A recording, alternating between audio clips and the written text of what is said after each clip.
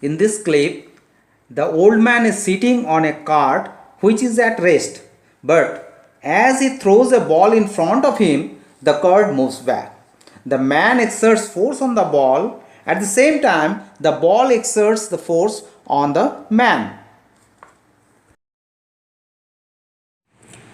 In the second clip, as the cannonball is fired, the ball ejects with a tremendous high velocity. At the same instance, the cannon moves back. The cannon exerts force on the ball. In reverse, ball exerts force on the cannon, and consequently, we see the recoil of the cannon. Hello friends, welcome to my channel. I am very sorry for delay. You know that the current situation is very crucial due to COVID-19 pandemic. But we don't remain standstill on our learning, so we prefer digital classroom. My intention is to help the students of class 9 and 10 by delivering YouTube videos as far as I can. Today we will learn Newton's third law of motion. So watch constantly, don't go elsewhere, and if you feel any my video is useful to you, then like it and share it to your friends. Drop your logical comments in the comment box, subscribe this channel and press the bell icon so that any new videos would reach to you at the earliest. As per the book Principia written by Sir Isaac Newton, the original statement of Newton's third law of motion: to every action there is always opposed and equal reaction, or the mutual action of two bodies upon each other are always equal and directed to contrary parts. Now friends, let consider a block of mass small m is kept on a floor. Okay, now the weight of the block, that is m into g. Say this force is F1, or weight of the block, F1 equals to m into g, acts downward. So if there is no other force, then how the block can remain stationary here? Because mg is acting downwards. So definitely this block should move in the downward direction, but it has not happened. So this can be explained by the Newton's third law of motion, that a force in the opposite direction is there, that is, suppose F2. So now F1 and F2 are same in magnitude, means F1 equals to F2, but we should put a minus sign. Why? Because the direction of the two forces are opposite. Okay, so F1 plus F2 equals to 0. So Newton's law can be applied here. But is it true? Because we are not considering the earth. In reality, what is happening? In reality, the surface is on the earth. Say this is the center of the earth. So the block is attracted by the earth. Okay, by the earth by a force F1 or mg. So as per Newton's third law of motion, there is an opposite reaction. Say here it is F1. Okay, so these two forces are same in magnitude but in the opposite direction. These are the action and reaction. So what is action here? F1, this F1 is the action, and this, say it is F1 and this is write down F2. So F2 is the reaction. So F1, if F1 is the action, then F2 is the reaction. Now we can draw this figure again. This is the earth, this is the block. So there is an action which is exerted by the earth, if it is F1, so the reaction is here F1. Reaction is here means earth is attracting the block. So block also attracts the earth, F1.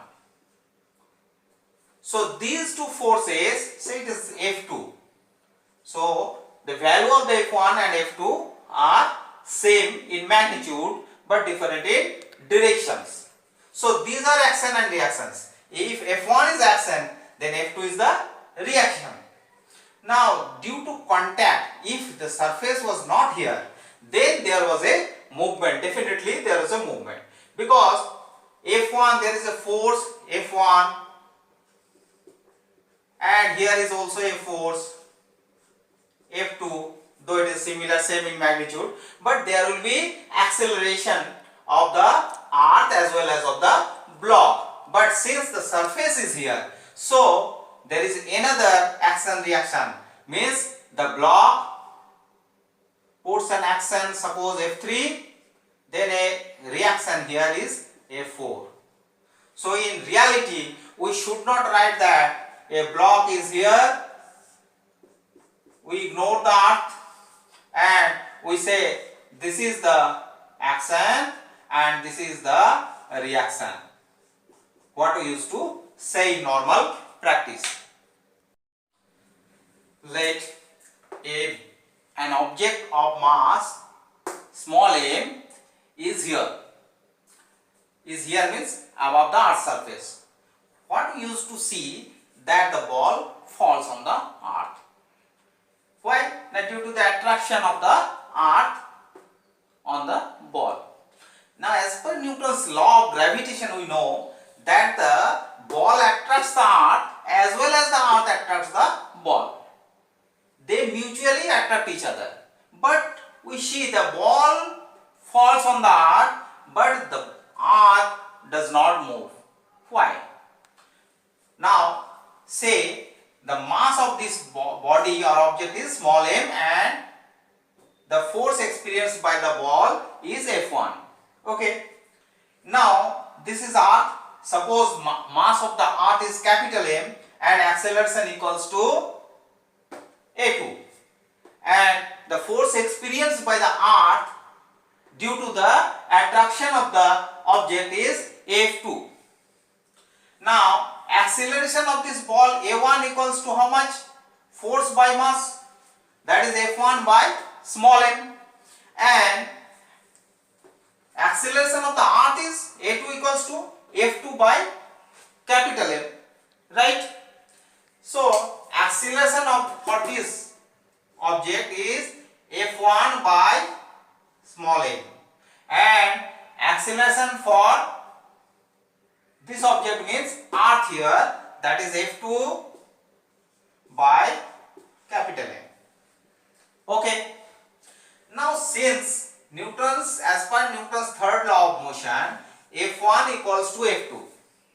Now if the numerators are same, so denominators are here more, capital M is much greater than small m.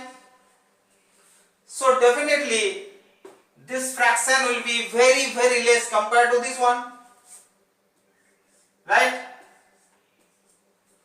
So acceleration of the object will be more than the acceleration of the earth. So acceleration of earth is, we can ignore this, so the mass and the acceleration of this object can be noticeable. Okay, so we used to see the ball falls on the earth, but the earth does not go upwards. Okay, let's see some more examples on action reaction force. This is the bullet. When the cartridge or bullet is fired, the bullet experienced a force by the gun, that is the action, and we notice the recoil of the gun in the reverse direction, that is the reaction. So when it is fired, then we notice the recoil of the gun. Okay, so this is action, this is reaction. Another thing, rocket. How rocket can go upwards? this rocket there is a combustion chamber. Now as this fuel is burned, this gas comes out from this nozzle. Now as the gas comes out, the combustible after combustion the gas comes out, that is the action, because a force is applied here, and as per the reaction the rocket goes upward. The same principle is also applied for the propulsion of jet plane. Now the bird, how the bird can fly, how the bird can go upwards, due to also that is the action reaction force. How? By the wings they used to apply the force in the downward direction on the air.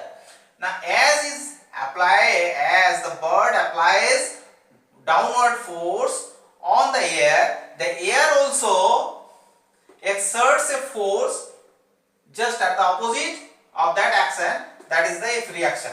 So air lifts the bird towards up. How can we walk? When we walk, we normally exert a pressure inclined to the surface. Okay, so this is the action in this direction. We normally push the surface in this inclined direction. Now there is a reaction here, that is F reaction here. So if we resolve this F reaction, means reaction force, into two components, then we will get one component for going to the front side and one component to reduce our weight little bit. Okay, so these are the some examples of action reaction force. So guys, today I have explained Newton's third law of motion. You are free to comment me for any doubt or query. Stay home, stay safe. Thank you for today. Have a good day. Bye.